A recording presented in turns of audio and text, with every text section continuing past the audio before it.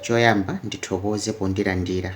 Zikomo bambo. Ya, ineyo dzina langa ndine Trick Galubwako. Trick Galubwako. Yes. Ineyo ndikupanga kafukufuku amene muchizungu timamutchula kuti personal survey. Personal survey. Yes. Mukufuna mufufuze zichani? Chabwino, ndikufuna ndicheze ndi anthu 20 kunzuzu kuno. Anthu amenewa ndikufuna kuti akhale anthu amene ali ndi mashopu amabokosi kapena mashopu amakhofini ngati mmene mulili kuno koma. Okay.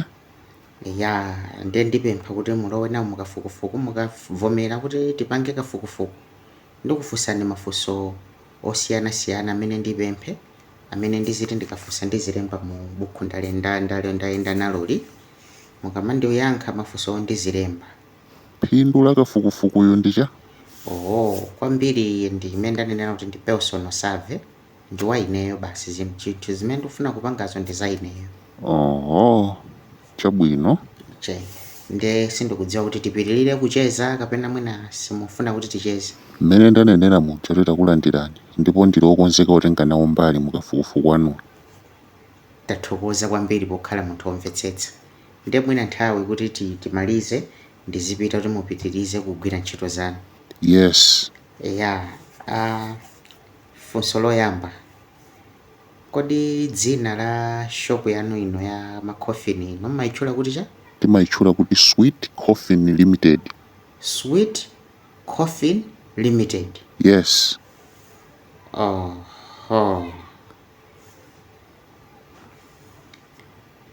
Chabwino. Ndekuti mene mukukambiramo ndekuti tinene kuti ndekuti mabokosi anu pa shopu pano ndeti amakhala okomatu. Chifukwa tikati sweet ndikukoma muchichewa ichi. Yes, so tikanena kuti sweet coffin ndekuti mukutanthauza kuti mabokosi anu panopa amakhala okoma. Mwina titero? Komano tisatanthauzire muchichewa zingukhala muchizungu momwemo. Chabwino. Ndekuti inoyo business imene mmayidalira kwambiri si ya shopu inoyo ya makhofini. Okay. Chabwino. Ndekuti mwanjira ina ndekuti kuti iyende business zikufunikira munthu atsamire mkono. Akasina ngati mayikamo maliro. Okay. Ndekuti munthu kupanda kubyala chinangwa kapena kuti kupanda kumwalira kapena kuti kupanda kufa. Ndekuti tu pamenepo ndekuti business singayenda. Si choncho?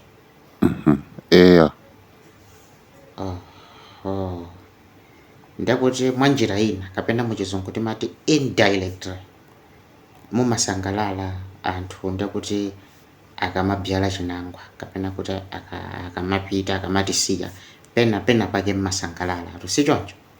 Kodi mwati survey yanuyi ndi yachani kwenikweni? Ndi personal survey. Ithandiza chani?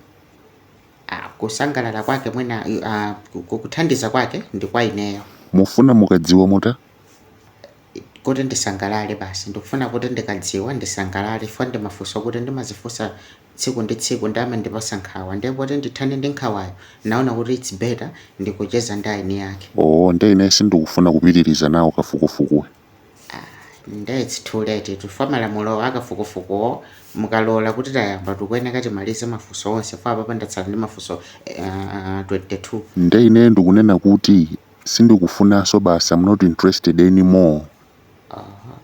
Basi ndekuti ngati mwanena kuti simukufuna kuti tipitirize ndekuti basi pale amalawi ena ndonyada basi ndati ndizipita. Aka ndinonyada koma ndanena kuti sindikufuna basi dzipitani.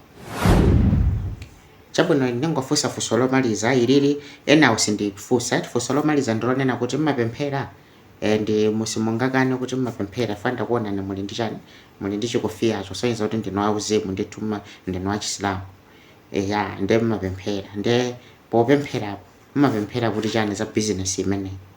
Mumapemphera kuti anthu azimwalira mapemphera kuti kapena kuti mwina anthu azidwala kuti azipita mwachangu, kaya mapemphera kuti kaya anthu azipanga ngozi, kaya kuthirana matame? Ndikuti sindikufuna kupitiriza, sindikufuna.